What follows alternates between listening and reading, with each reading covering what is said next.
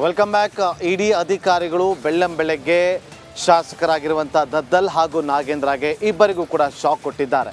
ರಾಜ್ಯದ 20 ಕಡೆ ಏಕಕಾಲಕ್ಕೆ ದಾಳಿಯನ್ನು ನಡೆಸಿ ಪರಿಶೀಲನೆಯನ್ನು ಮುಂದುವರೆಸಿದ್ದಾರೆ. ಅದಕ್ಕೆ ಸಂಬಂಧಪಟ್ಟಂಥ ಒಂದು ವರದಿ ಇದೆ, ಕ್ವಿಕ್ ಆಗಿ ನೋಡ್ಕೊಂಬನ್ನಿ.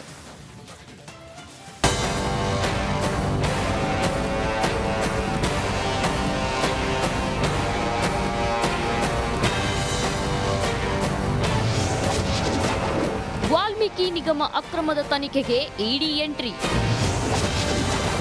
ನಾಗೇಂದ್ರ ದದ್ದಲ್ ಮನೆ ಕಚೇರಿಗಳಲ್ಲಿ ಶೋಧ.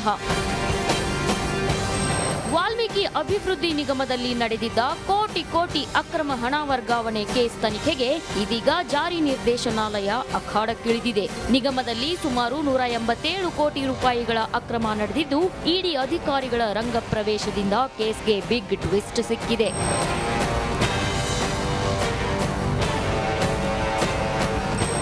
ಹಗರಣಕ್ಕೆ ಸಂಬಂಧಿಸಿದಂತೆ ಪರಶುರಾಮ್ ಮತ್ತು ಪದ್ಮನಾಭ್ ನಡುವಿನ ಸ್ಫೋಟಕ ಆಡಿಯೋ ವೈರಲ್ ಬೆನ್ನಲ್ಲೇ ಇಂದು ಮಾಜಿ ಸಚಿವ ನಾಗೇಂದ್ರ, ಶಾಸಕ ಬಸವರಾಜ್ ದದ್ದಲ್ ಮನೆ ಹಾಗೂ ಕಚೇರಿಗಳ ಮೇಲೆ ಇಡಿ ಅಧಿಕಾರಿಗಳು ಸೂರ್ಯೋದಯಕ್ಕೂ ಮುನ್ನವೇ ದಾಳಿ ಮಾಡಿದ್ರು.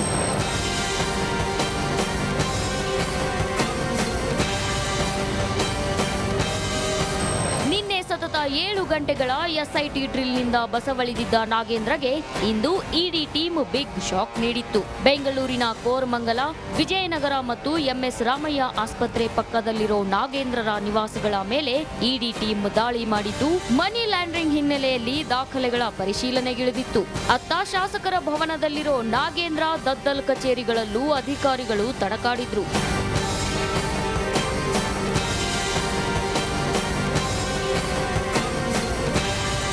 ಇನ್ನು ಬಳ್ಳಾರಿಯ ನಾಗೇಂದ್ರ ನಿವಾಸಕ್ಕೆ ಬೆಳಗ್ಗೆ 5 ಗಂಟೆಗೆ ಇಡಿ ಟೀಮ್ ಬಂದಿಳಿದಿತ್ತು. 10 ಅಧಿಕಾರಿಗಳ 2 ತಂಡಗಳಿಂದ ಪರಿಶೀಲನೆ ನಡೆಸಲಾಯಿತು. ನಾಗೇಂದ್ರ ನಿವಾಸದ ಸುತ್ತ ಸಿಆರ್ಪಿಎಫ್ ಪಹರೆ ಹಾಕಲಾಗಿತ್ತು.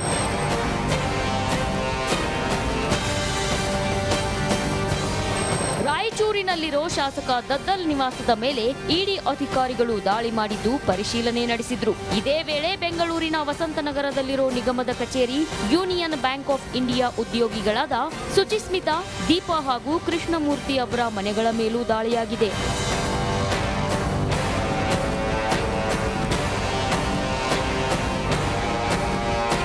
ಇಷ್ಟು ದಿನ ಎಸ್ಐಟಿ ಸ್ಕ್ಯಾನರ್ನಲ್ಲಿ ನಡೀತಿದ್ದ ವಾಲ್ಮೀಕಿ ಅಕ್ರಮದ ತನಿಖೆ ಇಡಿ ಎಂಟ್ರಿಯಿಂದ ರೋಚಕತೆ ಪಡೆದುಕೊಂಡಿದೆ. ವಿಧಾನಸಭೆ ಸದನ ಆರಂಭಕ್ಕೂ ಮುನ್ನವೇ ವಿರೋಧ ಪಕ್ಷಗಳಿಗೆ ಮತ್ತೊಂದು ಅಸ್ತ್ರ ಸಿಕ್ಕಿದೆ.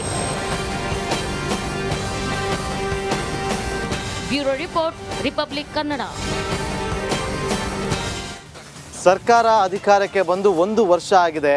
ಈಗ ಕಾಂಗ್ರೆಸ್ನ ನಿಜ ಬಣ್ಣ ಬಯಲಾಗಿದೆ ಅಂತ ಹೇಳಿ ಬಿಜೆಪಿ ರಾಜ್ಯಾಧ್ಯಕ್ಷ BY ವಿಜೇಂದ್ರ ಅವರು ವಾಗ್ದಾಳಿಯನ್ನು ನಡೆಸಿದ್ದಾರೆ. ಭ್ರಷ್ಟಾಚಾರದ ಕೂಪ ಆಗಿದೆ ಅಂತ ಹೇಳಿಯೂ ಕೂಡ ವಿಜೇಂದ್ರ ಅವರು ವಾಗ್ದಾಳಿಯನ್ನು ನಡೆಸಿದ್ದು. ನೋಡಿ, ಕಾಂಗ್ರೆಸ್ ಸರ್ಕಾರ ಅಧಿಕಾರಕ್ಕೆ ಬಂದು 1 ವರ್ಷ ಆಗಿದೆ. ಈ ಹಿಂದೆ ಅಧಿಕಾರದ ಅವಧಿಯಲ್ಲಿ ಭ್ರಷ್ಟಾಚಾರ ರಹಿತ ಸರ್ಕಾರವನ್ನು ನಡೆಸಿದಂತಹ ಖ್ಯಾತಿ ಸಿದ್ದರಾಮಯ್ಯ ಅವರಿಗೆ ಇತ್ತು. ಆದರೆ ಈಗ ಸರ್ಕಾರ ಅಧಿಕಾರಕ್ಕೆ ಬಂದು 1 ವರ್ಷದಲ್ಲೇ ತಮ್ಮ ನಿಜ ಬಣ್ಣ ಬಯಲಾಗಿದೆ ಅಂತ ಹೇಳಿ ರಾಜ್ಯಾಧ್ಯಕ್ಷರಾಗಿರುವಂತಹ ವಿಜೇಂದ್ರ ಅವರು ವಾಗ್ದಾಳಿಯನ್ನು ನಡೆಸಿದ್ದಾರೆ. ಕಂಡು ಕೇಳರಿಯದಂತಹ ಹಗರಣ ಇದು. ದಲಿತರಿಗೆ ಮೀಸಲಿಟ್ಟಂತಹ ಹಣ ದುರುಪಯೋಗ ಆಗಿದೆ. ಕಾಂಗ್ರೆಸ್ ಸರ್ಕಾರದ ವಿರುದ್ಧ ಈ ರೀತಿಯಾಗಿ BY ವಿಜೇಂದ್ರ ಅವರು ವಾಗ್ದಾಳಿಯನ್ನು ನಡೆಸಿದ್ದಾರೆ. ನೋಡ್ಕೊಂಬನ್ನಿ. ಒಂದು ಸಾಮಾಜಿಕ ನ್ಯಾಯವನ್ನು ಕೊಡ್ತೇನೆ ಅಂತೇಳಿ ಜನರಿಗೆ ಭರವಸೆ ಕೊಟ್ಟು ಇವತ್ತು ಆ ಮುಖ್ಯಮಂತ್ರಿ ಸ್ಥಾನದಲ್ಲಿ ಇವತ್ತು ಆಡಳಿತ ನಡೆಸ್ತಾ ಇರ್ತಕ್ಕಂಥ ಮಾನ್ಯ ಮುಖ್ಯಮಂತ್ರಿಗಳು, ಸಚಿವರು, ಇವರೆಲ್ಲರ ಬಣ್ಣ ಇವತ್ತು ಬಯಲಾಗಿರ್ತಕ್ಕಂಥದ್ದು. 2 ಪ್ರಮುಖವಾಗಿರ್ತಕ್ಕಂಥ ಅಂಶವನ್ನು ನಾವು ಉಲ್ಲೇಖ ಮಾಡ್ತೇನೆ. ಮೊಟ್ಟ ಮೊದಲ ಒಂದು ಭ್ರಷ್ಟಾಚಾರ ಹಗರಣ, ವಾಲ್ಮೀಕಿ ಅಭಿವೃದ್ಧಿ ನಿಗಮದಲ್ಲಿ ಆಗಿರ್ತಕ್ಕಂಥ ಭ್ರಷ್ಟಾಚಾರ ಪ್ರಕರಣ. ಯೂನಿಯನ್ ಬ್ಯಾಂಕ್ ಆಫ್ ಇಂಡಿಯಾ ಬರೆದಿರ್ತಕ್ಕಂಥ ಪತ್ರದ ಮೇಲೆ ಇವತ್ತು CBI FIR ರಿಜಿಸ್ಟರ್ ಮಾಡಿರ್ತಕ್ಕಂಥದ್ದು. ಅದರ ಜೊತೆಗೆ ರಾಜ್ಯ ಸರ್ಕಾರನೂ ಕೂಡ SIT ಫಾರ್ಮ್ ಮಾಡಿ ಇವತ್ತು ತನಿಖೆ ನಡೆಸ್ತಾ ಇರ್ತಕ್ಕಂಥದ್ದು. ಇವತ್ತು ನಾವು ಮಾಧ್ಯಮದ ಪತ್ರಿಕೆ ಮತ್ತು ಮಾಧ್ಯಮಗಳನ್ನು ನೋಡ್ತಾ ಇದ್ದೇವೆ. ಇಡಿನೂ ಕೂಡ ಇವತ್ತು ರೈಡ್ ಮಾಡಿರ್ತಕ್ಕಂಥದ್ದು. ಬಹುಶಃ ರಾಜ್ಯದ ಇತಿಹಾಸದಲ್ಲಿ ಹಿಂದೆಂದೂ ಕೂಡ ಕಂಡು ಕೇಳರಿಯದಂಥ ಒಂದು ಹಗರಣ. ದಲಿತರಿಗೆ ಮೀಸಲಿಟ್ಟಿರ್ತಕ್ಕಂಥ ಹಣವನ್ನು, ದಲಿತರ ಅಭಿವೃದ್ಧಿಗೋಸ್ಕರ ಮೀಸಲಿಟ್ಟಿರ್ತಕ್ಕಂಥ ಹಣವನ್ನು ದುರುಪಯೋಗ ಪಡಿಸ್ಕೊಂಡು ಹೊರ ರಾಜ್ಯಕ್ಕೆ ವರ್ಗಾವಣೆ ಮಾಡಿ ಬೇರೆ ಬೇರೆ ರಾಜ್ಯಗಳ ಚುನಾವಣೆ ಮತ್ತು ಲೋಕಸಭಾ ಚುನಾವಣೆಯಲ್ಲೂ ಕೂಡ ಈ ಹಣ ದುರ್ಬಳಕೆ ಆಗಿದೆ ಅಂತಕ್ಕಂಥದ್ದು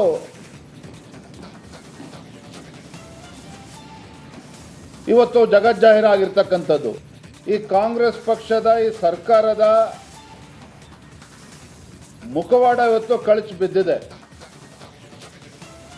ಈ ಕಾಂಗ್ರೆಸ್ ಪಕ್ಷದ ಈ ಸರ್ಕಾರದ ಹಲವು ಭ್ರಷ್ಟಾಚಾರ ಪ್ರಕರಣಗಳ ಮುಖೇನ ಈ ಕಾಂಗ್ರೆಸ್ ಪಕ್ಷದ ಈ ಸರ್ಕಾರದ ನೈಜ ಬಣ್ಣ ಏನು ಅನ್ನೋದು ರಾಜ್ಯದ ಜನತೆಗೆ ಇವತ್ತು ಅರ್ಥ ಆಗಿದೆ.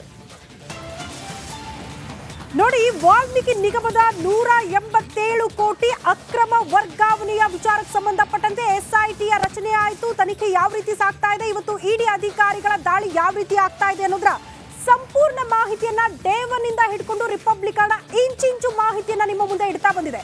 ಆದ್ರೆ ಮತ್ತೊಂದು ಸಾರಿ ರೀಕಾಲ್ ಮಾಡ್ತೀವಿ, ಹೇಗೆ ವಾಲ್ಮೀಕಿ ನಿಗಮದ ಈ ಅಕ್ರಮದ ವಿಚಾರ ಬೆಳಕಿಗೆ ಬಂತು, ಯಾಕೆ ಒಬ್ಬ ದಕ್ಷ ಪ್ರಾಮಾಣಿಕ ಅಧಿಕಾರಿ ಚಂದ್ರಶೇಖರ್ ಸಾವಿಗೆ ಶರಣಾಗ್ತಾರೆ, ಆತ್ಮಹತ್ಯೆಗೆ ಶರಣಾಗ್ತಾರೆ, ಯಾರೆಲ್ಲ ಇದರಲ್ಲಿ ಇನ್ವಾಲ್ವ್ ಆಗಿದ್ದಾರೆ, ಇಲ್ಲಿ ತನಕ ಏನೆಲ್ಲ ಆಯ್ತು, ಅದರ ಕುರಿತ ಸಂಪೂರ್ಣ ಮಾಹಿತಿಯನ್ನ ನಿಮ್ಮ ಮುಂದೆ ಇಡ್ತಾ ಹೋಗ್ತೀವಿ.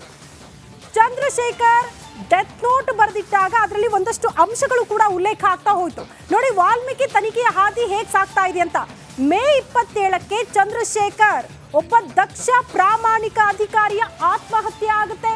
ಬಟ್ ಅಲ್ಲಿ ಒಂದಷ್ಟು ಅನುಮಾನಗಳು ಹುಟ್ಕೊಳ್ಳುತ್ತೆ, ಯಾಕೆ ಆತ್ಮಹತ್ಯೆಗೆ ಶರಣಾದ್ರು ಅಂತ. ಮೇ 28, 2024 ಆತ್ಮಹತ್ಯೆಯ ಹಿಂದೆ ಪತ್ನಿಗೆ ಒಂದಷ್ಟು ಅನುಮಾನಗಳು ಬರೋದಕ್ಕೆ ಪ್ರಾರಂಭ ಆಗುತ್ತೆ. ಯಾವ ಕಾರಣಕ್ಕೆ ಇವರು ಆತ್ಮಹತ್ಯೆಗೆ ಶರಣಾದ್ರು ಅಂತ. ಮೇ 28, 2024 ಯಾರು ಚಂದ್ರಶೇಖರ್ ಅವರ ಪತ್ನಿನೇ ಅನುಮಾನವನ್ನ ವ್ಯಕ್ತಪಡಿಸ್ತಾರೆ.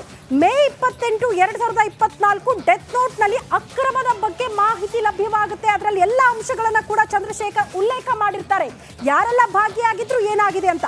ಮೇ 31, 2024 ಪ್ರಕರಣದ ತನಿಖೆಗೆ SITಯ ರಚನೆಯನ್ನ ರಾಜ್ಯ ಸರ್ಕಾರ ಮಾಡುತ್ತೆ. ಡೆತ್ ನೋಟ್ ಪತ್ತೆಯಾದ ತಕ್ಷಣ ಮೇ 31, 2024 SITಯ ರಚನೆ ಆಗುತ್ತೆ. ಜೂನ್ 1, 2024 ನಿಗಮದ MD ಪದ್ಮನಾಭ್ ಕೂಡ ಅರೆಸ್ಟ್ ಆಗ್ತಾರೆ ಈ ಪ್ರಕರಣಕ್ಕೆ ಸಂಬಂಧಪಟ್ಟಂತೆ. ಕಾರಣ ಚಂದ್ರಶೇಖರ್ ಡೆತ್ ನೋಟ್ ಅಲ್ಲಿ ಅವರ ಹೆಸರನ್ನ ಉಲ್ಲೇಖ ಮಾಡಿರ್ತಾರೆ.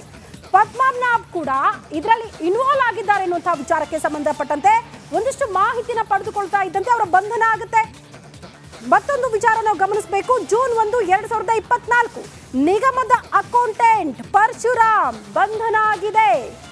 ಪರಶುರಾಮ್ ಕೂಡ ಇದರಲ್ಲಿ ಇನ್ವಾಲ್ವ್ ಆಗಿದ್ರೆ, ಬಟ್ ಇನ್ವಾಲ್ವ್ ಆಗಿಲ್ಲ ಅನ್ನೋದನ್ನ ತೋರಿಸೋ ಪ್ರಯತ್ನ ಕೂಡ ಅವರಿಂದ ಆಗಿದೆ. ಜೂನ್ 1, 2024 ನಿಗಮದ ಅಕೌಂಟೆಂಟ್ ಪರಶುರಾಮ್ ಅವರ ಬಂಧನ ಆಗುತ್ತೆ ಈ ಪ್ರಕರಣಕ್ಕೆ ಸಂಬಂಧಪಟ್ಟಂತೆ. ಕಾರಣ ಇವರು ಇಬ್ಬರೂ ಕೂಡ ಇದರಲ್ಲಿ ಇನ್ವಾಲ್ವ್ ಆಗಿದ್ದಾರೆ ಅನ್ನೋದು SIT ಅಧಿಕಾರಿಗಳಿಗೆ ಮಾಹಿತಿ ಹೋಗ್ತಾ ಇದ್ದಂತೆ ಅವರ ಬಂಧನ ಆಗುತ್ತೆ.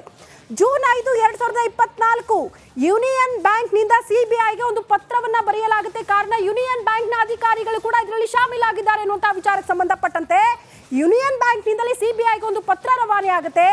SIT ಬೇಡ, ನೀವು ಇನ್ವಾಲ್ವ್ ಆಗಿ ತನಿಖೆ ಆಗಬೇಕು ಅಂತ ಒಂದು ಪತ್ರ. ಜೂನ್ 5, 2024 ಅಕ್ರಮ ತನಿಖೆ ನಡೆಸಬೇಕು ಅಂತ CBIಗೆ ಮನವಿ ಮಾಡ್ಕೊಳ್ತಾರೆ ಯೂನಿಯನ್ ಬ್ಯಾಂಕ್ ಅಧಿಕಾರಿಗಳು. ಗಮನಿಸಬೇಕು, ಯಾಕೆ ಮನವಿ ಮಾಡ್ತಾರೆ ಅಂದ್ರೆ ತ್ವರಿತಗತಿಯಲ್ಲಿ ಪ್ರಕರಣದ ತನಿಖೆ ಆಗಬೇಕು, ಆಗ ಮಾತ್ರ ಸತ್ಯಾಸತ್ಯತೆ ಹೊರಗಡೆ ಬರೋದಕ್ಕೆ ಸಾಧ್ಯ ಆಗುತ್ತೆ ಅನ್ನುವಂಥ ಮನವಿ. ಜೂನ್ 6, 2024 ಸಚಿವ ಸ್ಥಾನಕ್ಕೆ ಬಿ ನಾಗೇಂದ್ರ ಅವರು ರಾಜೀನಾಮೆ ಕೊಡ್ತಾರೆ.